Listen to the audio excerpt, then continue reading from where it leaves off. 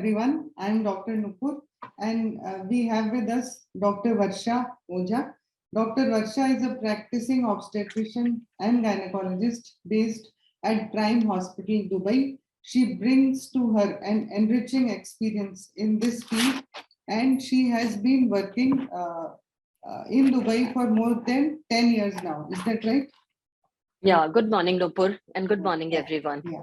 Yes. So today we are going to, on the occasion of World Cancer Day, as well as in this month, it is our prime responsibility to make you aware about what are the risk factors that are associated with cervical cancer, which is our point of discussion today.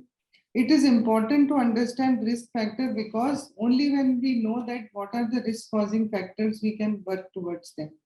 And there are some which are preventable, there are some for which we cannot do much, but knowing them will help us lower our risk and downstage cancer because we will be more vigilant in getting ourselves screened as well as let our family members know the same. So Dr. Varsha, when we talk about cervical cancer and its risk factors, the first thing that comes to your mind or our mind is the most common factor which is responsible for causing this cervical cancer is HPV. So what would you like to say about HPV, which is human papilloma virus? Yeah. So yes, Dr. Nupur, recently they have proven this, that more than 99% of cervical cancers are related to the infection with this virus, which is called human papilloma virus. And the human papilloma virus can be of a low risk type or a high risk type. The low risk type of the virus, they are usually responsible for anogenital warts, and the high risk HPV, which is around almost 12 HPV types are high risk type, and out of them, the type 16 and 18 is supposed to be the most virulent one. And it is responsible for maximum cervical cancers. I mean, more than 70% of the cervical malignancies are related to infection with the type 16 and 18 of the HPV.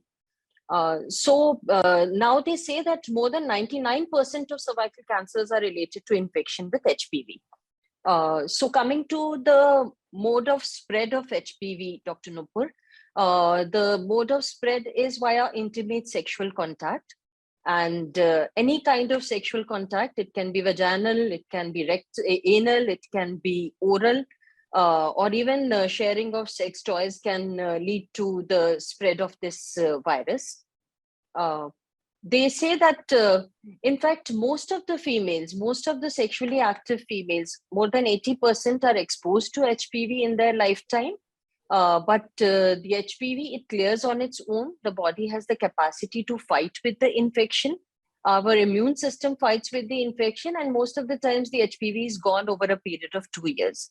Only in cases in which this infection remains persistent or the viral load is high, the infection might it can get transformed into a cervical cancer.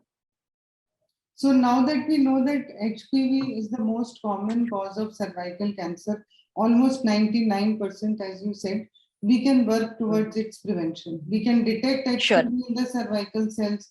We can immunize women against the HPV virus. True. And so this is one of the preventable cancers that even WHO is working towards it. And especially in developing countries like India, it was one of the most common till the breast cancer took over as number one, but still in low socioeconomic strata, it continues to be one of the most common cancers. Other than cervical cancer, HPV also leads to cancer of vulva, vagina, even anal canal, mouth, bladder, throat, and so many others. So, as Dr. Varsha mentioned, it spreads both by skin to skin contact and through sexual transmission, which can be any of the ways, oral, vaginal, or anal sex. But very important to know is that it clears off. So if we are able to screen for HPV and follow up women who were HPV positive, it will be very easy to detect and treat at early stages. The next thing which comes to our mind is is there any role of sexual history as far as women are concerned? Yeah, so as we said, Nupur, that it is related to intimate sexual contact.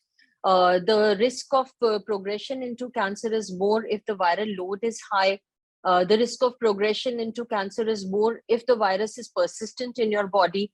So yes, obviously multiple sexual partners, male or female, puts you at a very high risk of having a persistent infection with a high viral load, and progression into a cervical cancer is very high if you're infected with the HPV, especially type 16 and 18, and other high-risk HPVs also.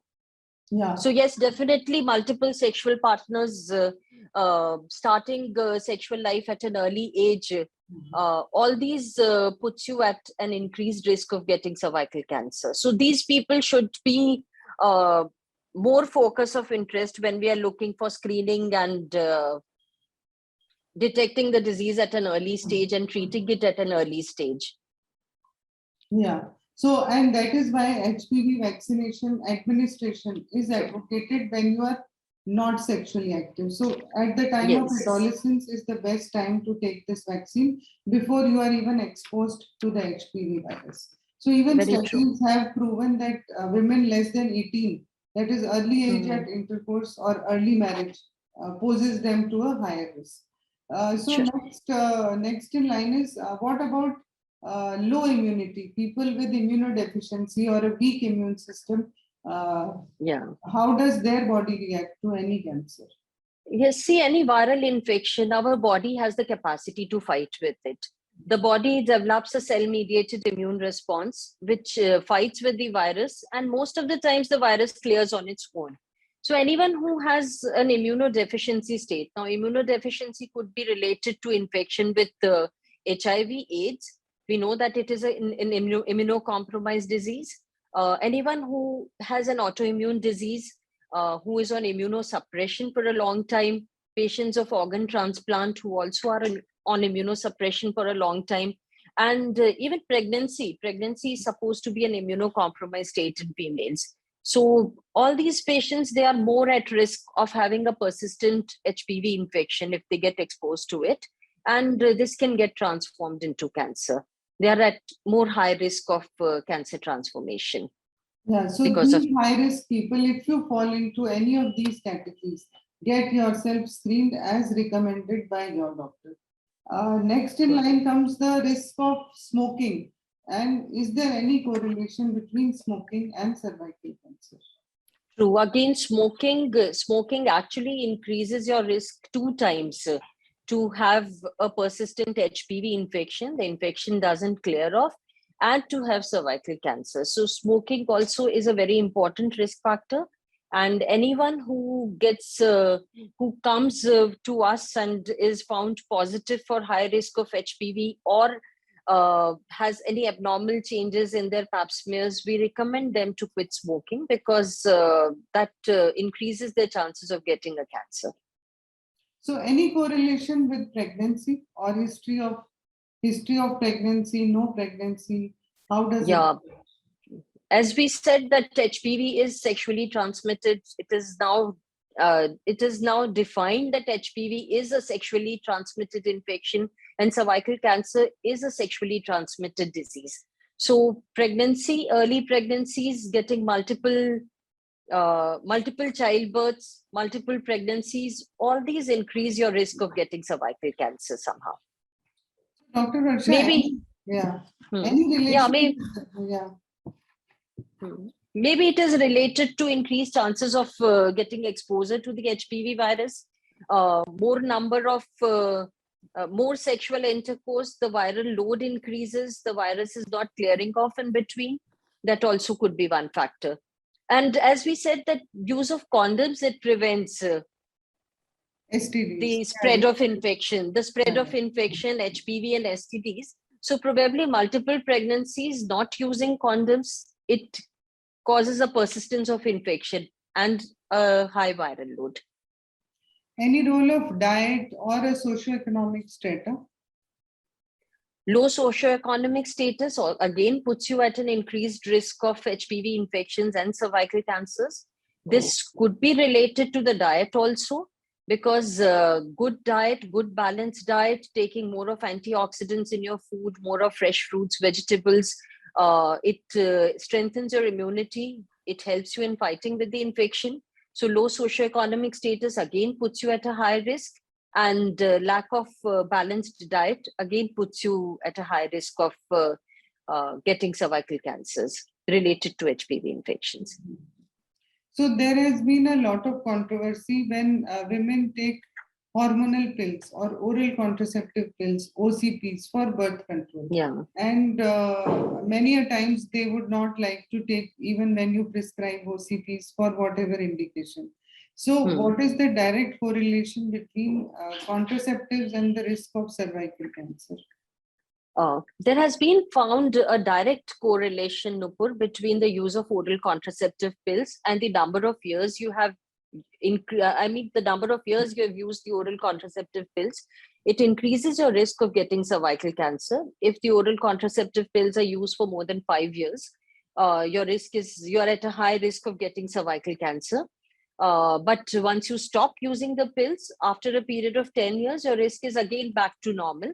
But as far as the oral contraceptive pills is concerned, again, we have to balance between the two. I mean, the use of pills, you need to avoid the benefit versus risk, because it cannot be completely stopped, and there are many benefits that it gives to women for which we are prescribing.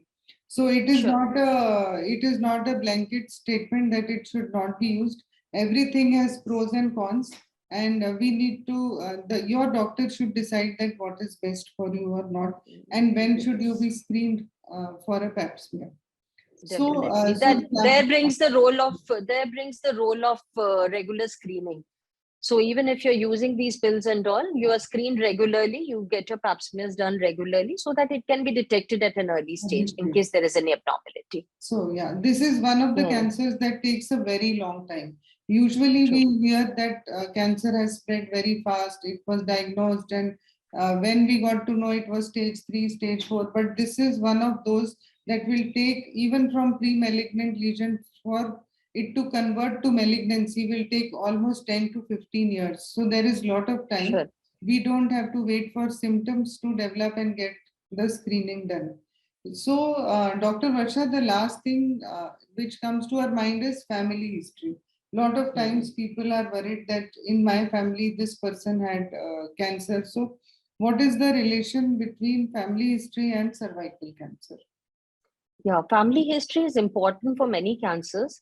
And although there's not a definite genetic role, but still, if you have positive family history of cervical cancer in the family, then you should be a little bit more careful in your screenings, because there is an increased chances of your getting a cervical cancer.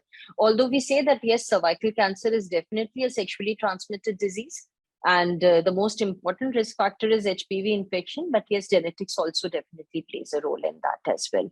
And again, other malignancies, personal history of other cancers, vulval cancer, vaginal cancer, bladder cancer, renal cancer, all these also put you at an increased risk of getting cervical cancer. So thank you, Dr. Varsha, for highlighting important risk factors, and the ones which we can actually take care of and go for regular screenings. So anyone who has abnormal vaginal discharge, abnormal menstruation, or postcoital bleeding or postmenopausal bleeding, you should definitely see your gynecologist and get your regular screenings done. These are the women who are symptomatic, but screening is done for people who don't have symptoms at all. So that is the best time to look at prevention and lead a healthier life ahead. So thank you, Dr. Varsha. We will see you back again, maybe with something which people are looking for, or maybe we can see what are the screening methods which women should adopt and they should know about this, or how can we prevent, which is also part of our screening program. So thank you so much, Dr. Nupur. Thanks a lot. Thank you. And everyone who is listening to us, don't forget to share, like, subscribe, comment, with your friends, your colleagues, your family members. This information should be shared and not kept to yourself. Thank you.